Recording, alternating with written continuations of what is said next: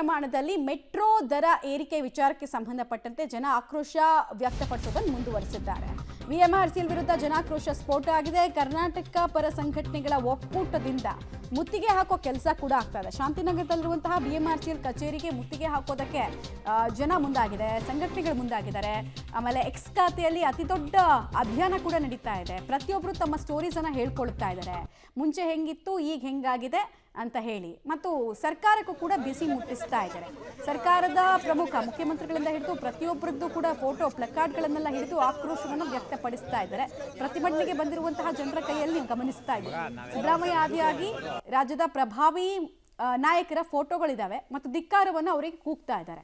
ನಮಗೆ ಸಮಸ್ಯೆ ಆಗ್ತಾ ಇದ್ರು ನೀವು ನಮ್ಮ ಜೊತೆಗೆ ಬರ್ತಾ ಇಲ್ಲ, ನಿಮ್ಮನ್ನ ಎಲ್ಲರನ್ನೂ ಕನ್ಫ್ಯೂಸ್ ಮಾಡೋ ಕೆಲಸದಲ್ಲಿ ಬಹಳ ಎಕ್ಸ್ಪರ್ಟೈಸ್ ಆಗಿ ಮೆಟ್ರೋದವ್ರು ನಡ್ಕೊಳ್ತಾ ಇದ್ದಾರೆ.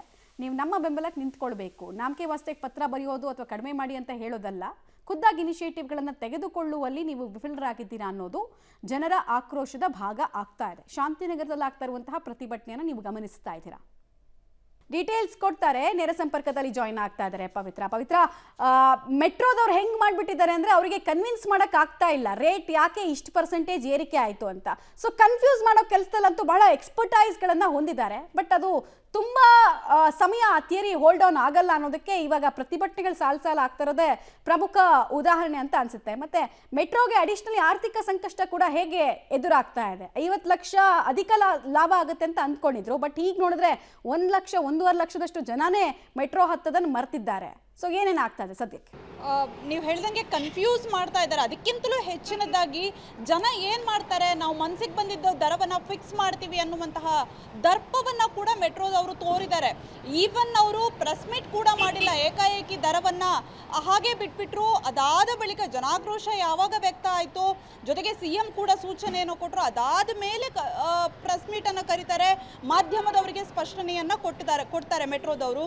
ಅದಾದ ಬಳಿಕ 70% 100ರಿಂದ 70% ಅಷ್ಟು ಈಗ ಸದ್ಯದ ಮಟ್ಟಿಗೆ ಅಷ್ಟು ದರ ನಿಗದಿಯಾಗಿದೆ. ಆದರೂ ಕೂಡ ಜನಾಕ್ರೋಶ ಕಡಿಮೆ ಆಗಿಲ್ಲ. ಯಾಕಂದ್ರೆ ಮೆಟ್ರೋದವರು ಹೇಳ್ತಾ ಇರುವಂಥದ್ದು ನಾವು 46% ದರವನ್ನು ಏರಿಕೆ ಮಾಡ್ತಾ ಇದ್ದೀವಿ ಅಂತ. ಈಗಲೂ ಕೂಡ ಆ ವಿಚಾರದಲ್ಲಿ ಸ್ಪಷ್ಟನೆ ಕೊಡೋದಕ್ಕೆ ಅವ್ರು ಹೋಗ್ತಾನೆ ಇಲ್ಲ. ಅವ್ರು ಹೇಳ್ತಾ ಇರುವಂಥದ್ದು ನಾವು ಸ್ಟೇಜ್ ಬೈ ಸ್ಟೇಜ್ ಈಗ ಕಡಿಮೆಯನ್ನ ಮಾಡಿದ್ದೀವಿ, ಅಟ್ಲೀಸ್ಟ್ ಈಗ 10 ರೂಪಾಯಿ ಅಷ್ಟು ಇಳಿಕೆ ಆಗಿದೆ. ಆದರೆ ಜನ ಯಾವ ರೀತಿ ಅಸಹಕಾರ ತೋರ್ತಾ ಇದ್ದಾರೆ ಅಂದರೆ, ಮೆಟ್ರೋ ನಮಗೆ ಬ್ಲೇಡ್ ಹಾಕ್ತಾ ಇದೆ, ದುಬಾರಿ ಆಗಿದೆ ಮೆಟ್ರೋ, ಹಾಗಾಗಿ ನಾವು ಮೆಟ್ರೋ ಹತ್ತದೇ ನಾವು ಪ್ರತಿಭಟನಾ ರೂಪದಲ್ಲಿ ಇದನ್ನ ನಮ್ಮ ಆಕ್ರೋಶವನ್ನು ತೋರಿಸ್ತೀವಿ ಅನ್ನುವಂತಹ ನಿಲುವಿಗೆ ಬಂದಂಗೆ ಕಾಣಿಸ್ತಾ ಇದೆ. ದಿನದಿಂದ ದಿನಕ್ಕೆ ಯಾವ ರೀತಿ ಇಳಿಕೆ ಆಗ್ತಾ ಇದೆ ಅಂದರೆ, ಆರಂಭದಲ್ಲಿ 50,000 ಜನ ಕಡಿಮೆ ಆದರು. ಆದರೆ ಫೆಬ್ರವರಿ 13ನೇ ದಿನಾಂಕದ ಒಂದು ಮೆಟ್ರೋ ರೈಡರ್ಶಿಪ್ ಅನ್ನು ನೋಡಿದ್ರೆ ನಿಜಕ್ಕೂ ಶಾಕ್ ಆಗುತ್ತೆ. 1 ಲಕ್ಷ ಜನ ಏಕಾಏಕಿ ಇಳಿಕೆ ಕಂಡಿದ್ದಾರೆ. ಆದರೆ ಈಗ ಮೆಟ್ರೋ ದರ 30% ಅಷ್ಟು ಕಡಿಮೆ ಮಾಡಿದ ಬಳಿಕ ಎಷ್ಟಾಗುತ್ತೆ ರೈಡರ್ಶಿಪ್ ಅನ್ನುವಂಥದ್ದು ನೋಡಬೇಕು.